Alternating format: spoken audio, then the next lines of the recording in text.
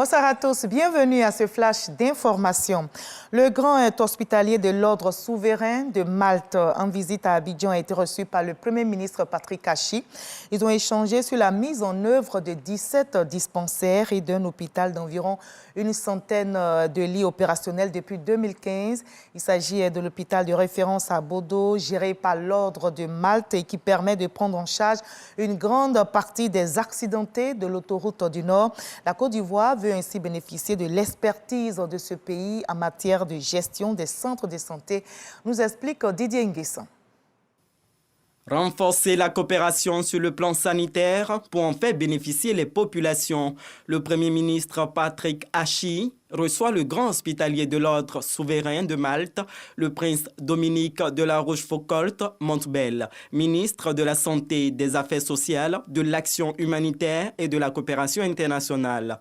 Au menu des échanges, les activités hospitalières et caritatives portant sur la création de 17 dispensaires, eux-mêmes connectés à un hôpital d'environ une centaine de lits opérationnels depuis avril 2015. Nous avons pu échanger, notamment avec des projets qui tiennent compte de grands événements qui vont bientôt arriver, notamment la Cannes l'année prochaine, mais aussi le fait que la Côte d'Ivoire devient maintenant quand même un centre africain très important des échanges économiques, échanges sociaux, échanges politiques dans le monde. Et c'est dans ce cadre-là que nous avons essayé de développer nos actions, que nous avons commencé notamment avec l'installation ici d'un hôpital à Bodo, qui est devenu maintenant un hôpital de référence. Les 17 dispensaires sont identifiés sur l'ensemble du territoire, d'Abidjan à Korogo, en passant par Prikro, Kotobi, Bonois et Divo. De quoi renforcer le dispositif sanitaire ivoirien, piloté et mis en œuvre par Pierre Demba, ministre de la Santé, de l'Hygiène publique et de la couverture maladie universelle. Remercier nos partenaires de l'Ordre de Malte qui nous aident énormément dans le domaine de la santé, avec l'hôpital de Bodo qui est le premier hôpital de contact de tous les blessés de l'autoroute du Nord. Mais également autour de cet hôpital, il y a un réseau de centres de santé qui constitue pour nous un continuum de soins. Et ce qui est remarquable, c'est surtout l'expertise, la capacité de gestion de ces hôpitaux et les services apportés qui peuvent donc dépendre sur les autres hôpitaux que nous avons. Après cette audience, l'hôte et sa délégation iront visiter sur place à Bodo l'hôpital Saint-Jean-Baptiste. Et dans l'actualité nationale également, ce grand oral du ministre Souleymane Diarra devant les députés, le ministre du Commerce, de l'Industrie et de la Promotion des PME a décliné les actions du gouvernement face à la vie chère.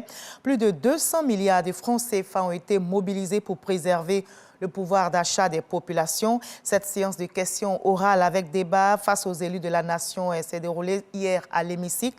Le président de l'Assemblée nationale, Adama Bitogo, y a pris part.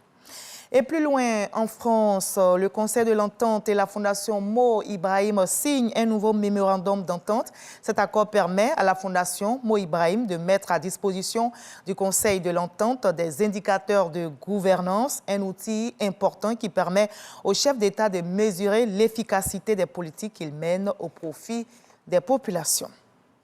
Au Sénégal, la principale coalition de l'opposition reporte ses marches qui étaient prévues aujourd'hui mercredi. L'opposition sénégalaise proteste contre le rejet de sa liste nationale menée par Ousmane Sonko pour les législatives fixées le 31 juillet prochain. Ce report arrive après des interdictions de rassemblement.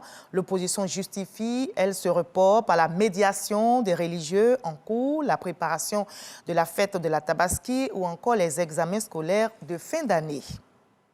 En République démocratique du Congo, à peine a quitté Vital Kamerhe, l'ancien directeur de cabinet du président Félix Tshisekedi, a été reçu hier par celui-ci, comme vous le voyez sur ces images.